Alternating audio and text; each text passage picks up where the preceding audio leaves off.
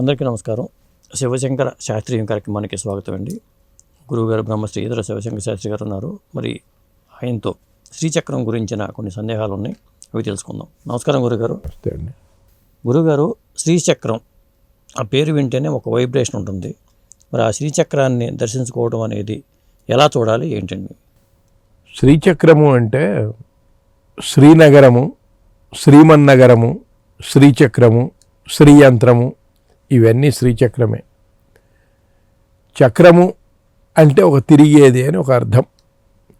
చక్రము అంటే ఒక రథము అని అర్థం. చక్రాలతో కూడినది రథము.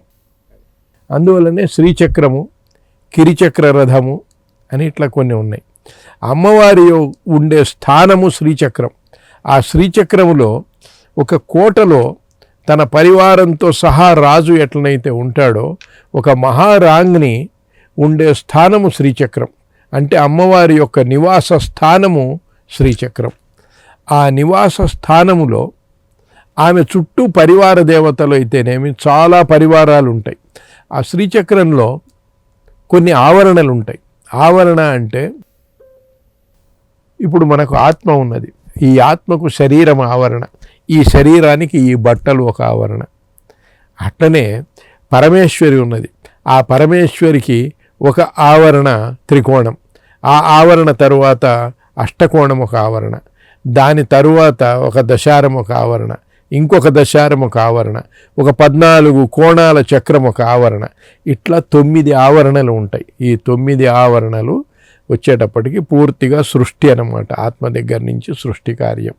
ఓకే, బిందువు చెప్తారు కదా. బిందువు నుంచి కిందికి రావటం సృష్టి. ఈ సృష్టి నుంచి మళ్ళా బిందువు దాకా వెళ్ళిపోవటం లయము, సంహారం అంటారు. అంటే శ్రీచక్రాన్ని ఎప్పుడు పూజ చేసినా సృష్టి నుంచి లయం వరకు వెళ్ళాలి. ఓకే, అంటే మొదట భూపురములు ఉన్నాయి. ఈ భూపురముల దగ్గర నుంచి మళ్ళా బిందువు దాకా వెళ్ళిపోవాలి. బిందువు దగ్గర నుంచి ప్రారంభించామనుకోండి, మళ్ళా భూపురం దాకా వచ్చి భూపురం నుంచి మళ్ళీ బిందువు దాకా వెళ్ళాలి. రెండూ చేయాలి, అంతేగాని ఒకటి చేయకూడదు. ఒకటి చేయాలంటే సంహార క్రమంలో చేయవచ్చు. అట్లా అది శ్రీచక్రం. ఆ శ్రీచక్రము బిందువు ఉన్నది.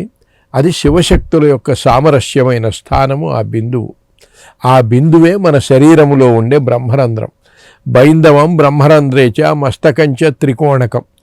ఆ బైందవం బిందువు ఉన్న చూసారా, ఆ శరీరానికి సమన్వయం చేసేటప్పుడు ఈ బ్రహ్మరంధ్రము ఆ బిందువుతో ఆ బిందు స్థానంలో భావిస్తారు. ఓకే, అంటే దేవత యొక్క నివాస స్థానము అది శ్రీచక్రం. కాబట్టి ఎప్పుడైనా మనం శ్రీచక్రాన్ని చూసినప్పుడు వెంటనే అవనత శిరస్కుడై శ్రీచక్రానికి నమస్కారం చేయాలి. ఒక శ్లోకం ఉన్నది, చెప్పండి. సమ్యక్ శతం క్రతువును కృత్వా యత్ ఫలం సమవాప్నుయాత్ తత్ఫలం సమవాప్నోతి కృత్వా శ్రీచక్ర దర్శనం. 100 యజ్ఞాలు చేస్తే లభించే పుణ్యము శ్రీచక్రాన్ని దర్శించినంత మాత్రాన్నే కలుగుతుంది అని ఈ శ్లోకం అర్థం. కాబట్టి ఎప్పుడైనా శ్రీచక్రం మనకు కనపడ్డప్పుడు వెంటనే శ్రీచక్రానికి నమస్కరించి దేవతకు నమస్కరించినట్లుగా భావించి ఆ చక్రానికి నమస్కరించాలి. ఓకే, అది శ్రీచక్రాన్ని గురించిన పద్ధతి.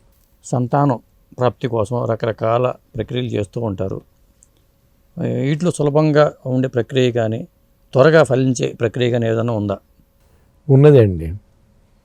సంతానము జాతకం చూడాలి ముందు. జాతకం చూసి అది ఏ సంబంధమైన దోషము అనేది చూడాలి. ఒకవేళ సుబ్రహ్మణ్య సంబంధమైన దోషములు అంటే రాహుకేతువుల ప్రభావం వల్ల సంతానం లేకపోవటము, శని ప్రభావం శనిచంద్రుల ప్రభావం వల్ల సంతానం లేకపోవటము, లేక ఇంకా కొన్ని దోషాలు అంటే వాళ్లకు ఏం దోషం అంటే సంతాన స్తంభన యోగాలు అట్లాంటివి. సంతానకారక గ్రహాలలో సర్ప సంబంధమైన గ్రహములు ఉన్నాయి కదా, అంటే రాహుకేతువులే ముఖ్యం. అట్లనే శుక్ర సంబంధమైన దోషాలు ఇట్లాంటివి కనుక ఉన్నాయి అని అనిపించినప్పుడు సుబ్రహ్మణ్య సంబంధమైన మంత్రాలు చేయటం ఒక పద్ధతి. ఓకే, అదే రకంగా 11 ఆదివారాలు స్త్రీలు, సంతానం లేని స్త్రీ ఉపవాసం ఉండాలి. ఆ రోజు పొద్దున్నే తలస్నానం చేసి సుబ్రహ్మణ్య సహస్రనామ స్తోత్రం పారాయణం చేయటం. ఆ రోజు ఒక సుబ్రహ్మణ్యం ఫోటో అంటే కుమారస్వామి ఫోటో ఒకటి పెట్టుకొని, లేకపోతే సర్ప ప్రతిమ ఏదైనా పెట్టుకొని దానికి పూజ చేసి, చేతనైనంతే, పెద్ద ఏం లేదు, చేతనైనంత పూజ చేసి పటిక బెల్లం అంటే కలకండ అంటారు, పటిక బెల్లం నివేదన, పాలు నివేదించటం. ఆ పటిక బెల్లము పాలు నివేదన అయిపోయిన తర్వాత తాను తన భర్త తినటం. ఆదివారం పూర్తిగా ఉపవాసం ఉండాలి. ఆ రోజు కూరలు తరగకూడదు, తరిగిన కూరలు తినకూడదు. ఓకే. ఆ రోజు భూశయనం వ్రత నియమముతో ఉండాలి.